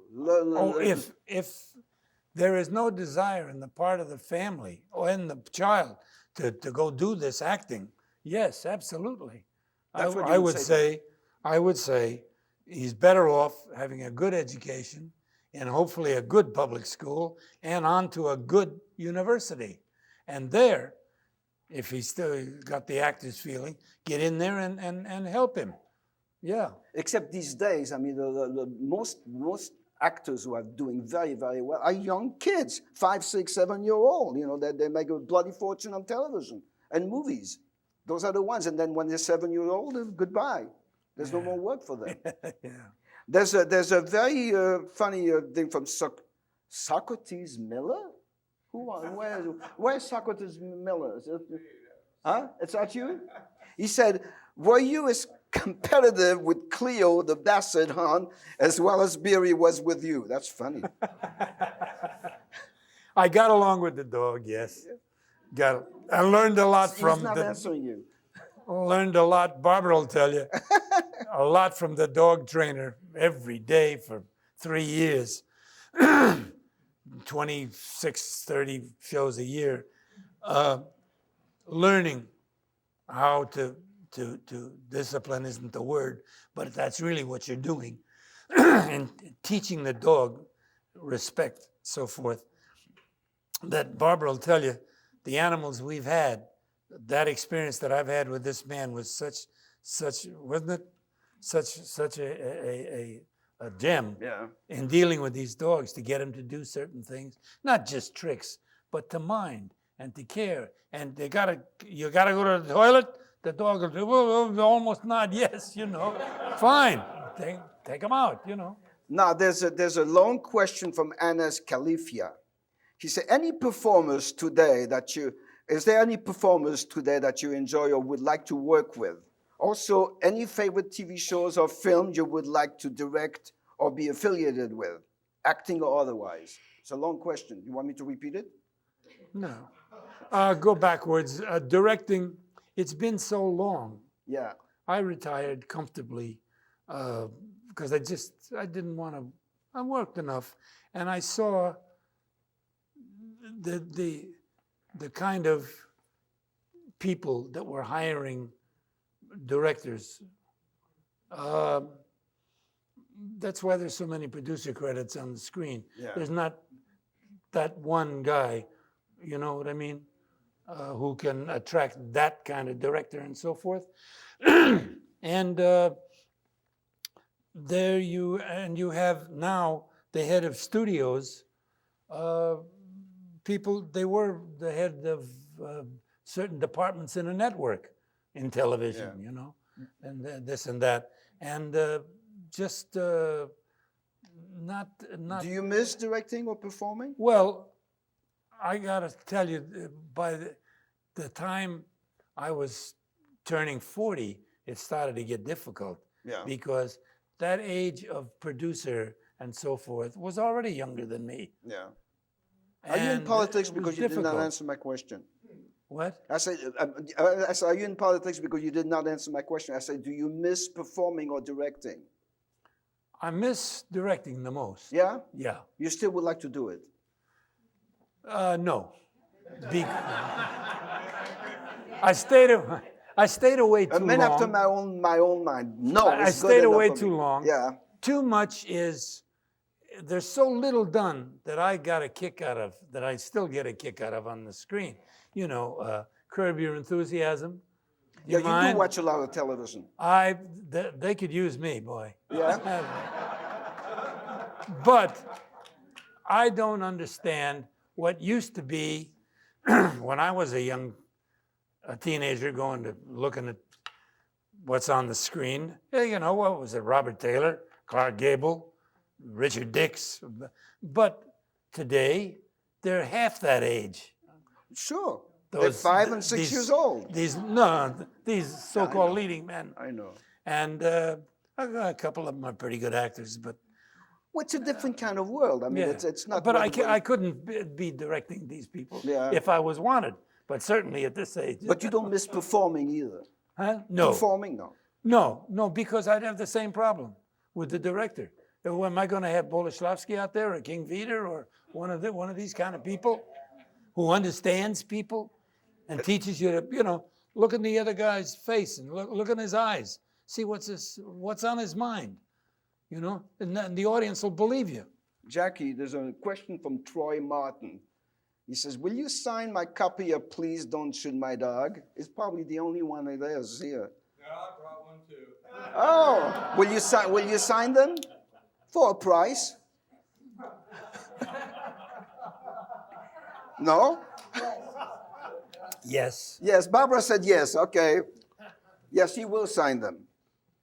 There's a question going back to the champs, and then Michael Shanto, he says, tell us about the champ and the ending scene when the champ dies, you're holding back your tears, etc. Remember that? Didn't hold them back. Forget it. No. No. Huh? There again, King Vidor. That he explained to me, Yeah. King, in that scene, that the way he would like to do it, that I would be talking with the champ, who he said, you know, fortunately it was one of the last scenes in the picture, and it was one of the last scenes we shot, I mean, within a couple of days. Right. So he said, you know, Jack, from everything we've done, how much you love this guy. Supposed to love Yes, this of guy. course. And so the camera's going to take you. He says, Jack, I've got 5 cameras here. I said, what? He said, yes, right there. You won't see it, and the other cameras won't see it. A little door is there. That'll come open, and that camera will come on and catch you when you're over here talking with so-and-so. And then when you move and go that way, this director's going to follow you on your back, and as you turn around, he'll move around. And he's telling me what all these 5 cameras are going to do, and that's what you got to do. Now, he said, because we've got this many cameras, we could do this whole thing. It's like 7 pages, which is unusual Really? to do in one take. Because now you're talking about maybe 6 or 7 minutes, 5 or 6 or 7. But he said, we can do it all in one take, and hopefully it might work. The problem is, you're happy in the beginning of the scene, and then when you realize here, and you don't want to believe it, but they say, Jack, I'm sorry, he's dead. He passed away. You got to start to cry. And you go to this guy and that guy and over to that one and over to this one. And then the end of the scene, when the door opens and you see it's your mother, and you've learned in the meantime and learned to believe, yes, that really is your mother. The crying can stop. Now, what was your process to be able to cry for such a long time? What were you thinking about? Okay. King had talked to my mother about how we're going to do this. And she said, Jackie loves music. And I was 9.5, going into 10. And he is moved by music. I've been in the movies with him sometimes, sitting in a theater, and I'll look over, and the thing is happening. The girl is crying on the screen, and he's crying in the seat here. He can be moved. But she said, one of the things that'll move him, I know. She said, and I never play the song, is because she told him the quick story about my father, and he's gone, you know. Right. And I never knew him and never had a father and so on and so forth. So What was the song? she said, will you get a piano on the set? And he said, sure. So, I mean, the whole thing is in here, right over there, closer than that back wall, he had the piano there. Yeah. And he got everybody ready after he talked to my mother and found out what was going to happen. And she started it. What did she play? What song was she play? Daddy, dear old daddy. What about if I sang it now? Would you Goose cry? pimples? I got them again just now. Jackie, what about if I sang it now? Would you cry? Can you give us a sample? I gave myself goose pimples. And anyway, that did it. Because she started to play it. And as always, she wouldn't play it more than once a year because I'd cry. I started to cry. And when she knew I had to keep crying, then she called Vita. He came over. He said, here we go. Roll him. He put me into my spot and said, go on, Jack, it's all yours. And I knew what to do. I knew what to say, where to go. Did you have dialogue while you Oh, yeah, yeah. Oh, wow. Dialogue I had to do. With that, we rehearsed the day before. Yeah. And one take with all of that. And it worked with all those cameras and everything. Yeah.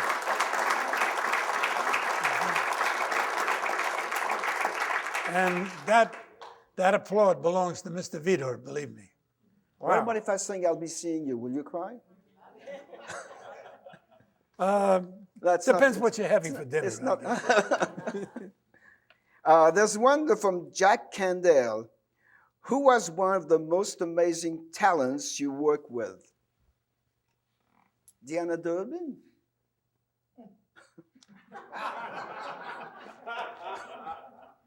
Well, you might not believe this. A lot of nice guys, but being older, at an older age, and understanding how much actors are and what good actors are and so forth, the man I respect to this day the most, and did then, was John Forsythe. Absolutely. Just, I mean, it was little things. He would say, Jack, you know when you walk in and you do so-and-so, what makes you do that? I don't know, there's something, I gotta do something because I don't, and he'd say, well, what are you supposed to be thinking? And I'd tell him what I was supposed to be thinking. He said, well, then if you're supposed to be thinking that, wouldn't that make you do so-and-so? It would be the perfect thing, like either that or knock over the glasses or whatever. He was just marvelous. Well, that answers the next question. Whose work do you most admire, and how did they influence your life? I guess John Forsythe is a part of that too, right? In a later part of my acting career, yeah. Because what about at the beginning? What was it? Then I was over 30 years old then, right? Yeah. In the beginnings? Yeah.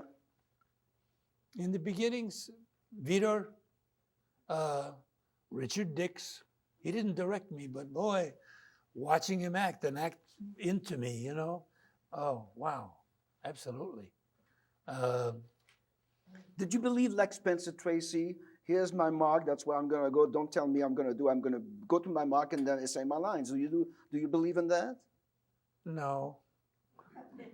It helped him. No, I never worked with him. I admired his work on I'm the saying, screen. you know, that was his thinking, you know. Yeah. I'm learning my lines, I go to the mark and I'm saying them. I think he's trying to entertain you saying that. Really? Oh, yeah. I think he was much more natural. If you look at stuff and, you know, Well, that's sure not the same guy that would say that and be doing that. Yeah, I'm sure he studied the script like we all do, No, but sure. not like method acting when they go absolutely crazy. No. And Don't they? also, one of the things you mentioned, he had a reputation of not, you know, as an actor, you can see once in a while some actors, you notice as they're walking a scene, walking in, and just quickly do that. They want to be sure they're in the mark so that the right light is on them, you know. I do the opposite. I look at the light. I say, oh, that's my light. Okay. So Tracy you know, he'd be marked in his screen, and he would say, well, what do you bother with that? I'm never going to look down there at those things. And he never did. He wouldn't look at the marks, and he didn't want them there. You know, it's an instinct. And he said in the scene he'd be looking over at this guy because he's supposed to go over and talk to him. But on the way, out of the corner of his eye, he can't help but see these white things on the floor, and they bother him. You don't want to see Don't them. you feel your key light though? You know when you're on the mark, When because you're the in key it, light is sure. right on. Yeah. Instinctively, you know where it is. Yeah, he probably didn't care about that either. They might have had. Now, there's a Bob Bradford who's asking you, are you still jamming with Conrad Janis and Paul Maslensky? Who are they? No, I'm kidding. Conrad Janis, wow. No, you're not jamming anymore. No, I haven't played. No, the last time I saw you play drums is when Ronnie Graham did an evening at the Cafe Roma. He did his one-man show, and you played drums for him. A long time ago. Yeah, well, about 10 years? Yeah. The last 10 years or 8 years. Yeah, no, and I hadn't played God knows how long. And then, It no, showed. The music, the musicians that I knew then were young as I was, you know, a lot of them were just a little bit older. Yeah. Gene was different. He was a lot older. Today, they're all so much younger. And I don't care too much for the music today either.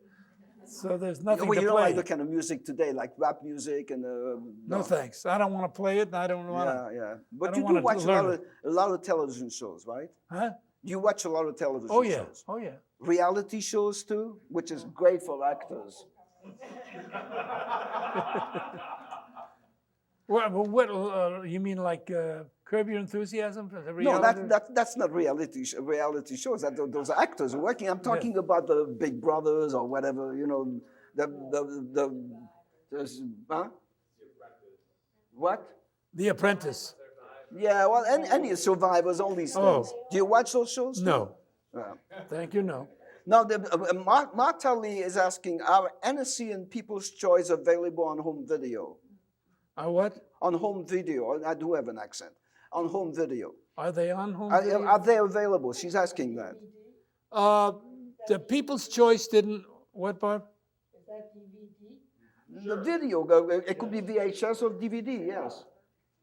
The People's Choice, somehow, you know, when there were tapes for sale and this and that, it never sold much somehow. I guess that young audience was growing out of it, you know, by that time. But Hennessy, it's another story next year when we do this again. Why it stopped after 3 years. We do have 5 seconds.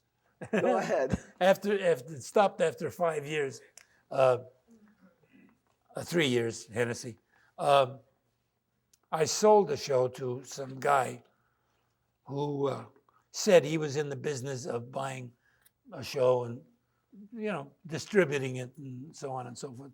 So for a big hunk of money, instead of being in that business, which I didn't want to do, I was busy acting and directing and so forth.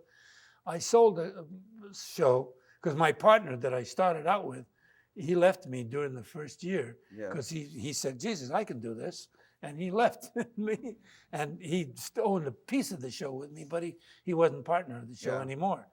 So a big hunk of dough, I sold this to this guy, the Hennessy, and all the prints, one copy of all the prints of all, what was it, 98 shows I had in the garage, you know, packed up.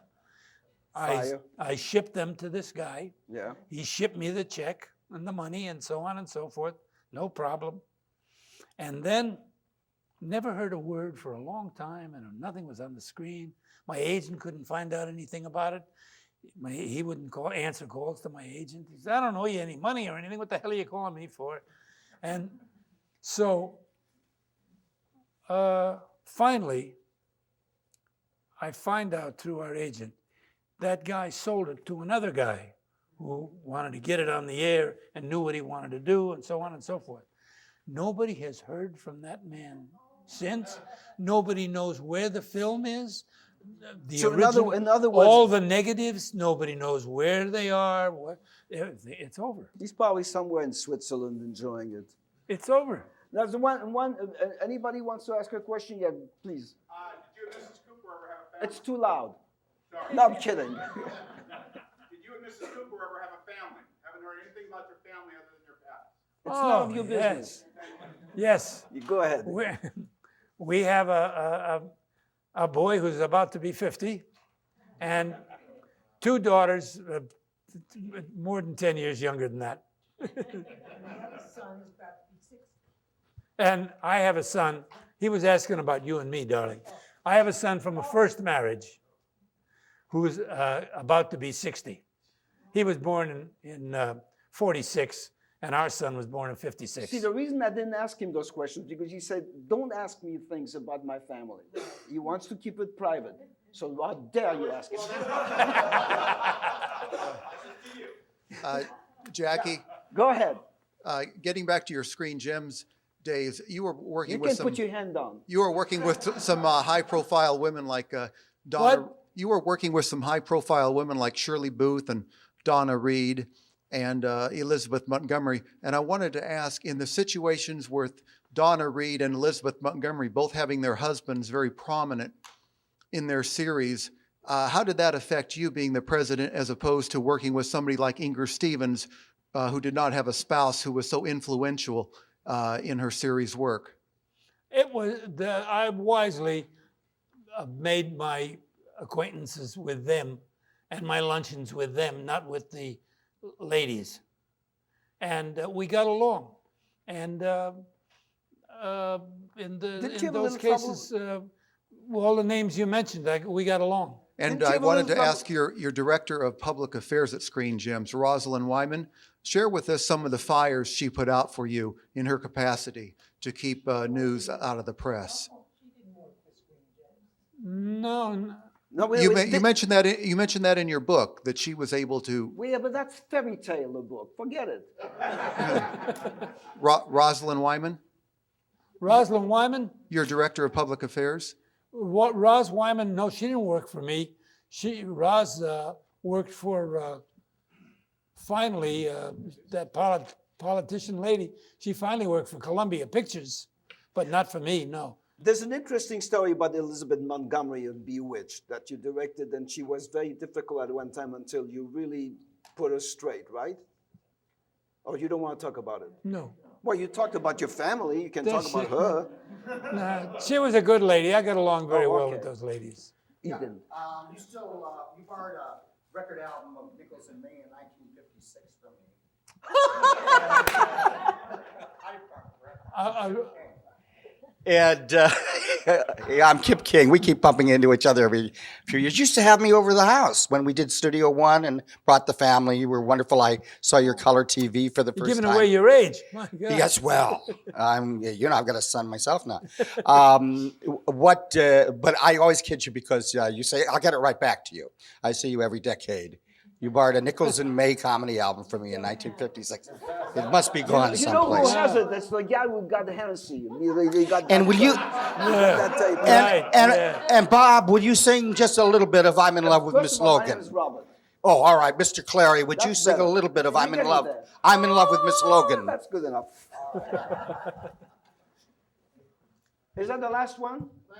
Hey, Mr. Cooper, when I look at your movies like The Champ and Treasure Island, as a child, you filled up the screen. And I wanted to follow that character no matter where he went. So when I look back on that, I just see the passion and the vulnerability that the character had, and I would go wherever he wanted to go. When you look back at those movies, what does it do for you? Or are you like I was emotionally moved by the character? When you look back at it now, what do you say about that character or that actor? What, the young Jackie Cooper actor? Yes. Well, I have to mentally make a picture of it. I haven't looked at either one of those films, for instance, in probably 50 years, at least. And it was 20 years before the 50 that I made them, you know. I just, thinking about them, there again, I got to say that the ones you mentioned, if it wasn't for the directors, there would have been some horrible experiences for me because of Mr. Berry. And I don't like to, it's a shame when somebody's passed on like that. You haven't got something pleasant to say about them, but I haven't.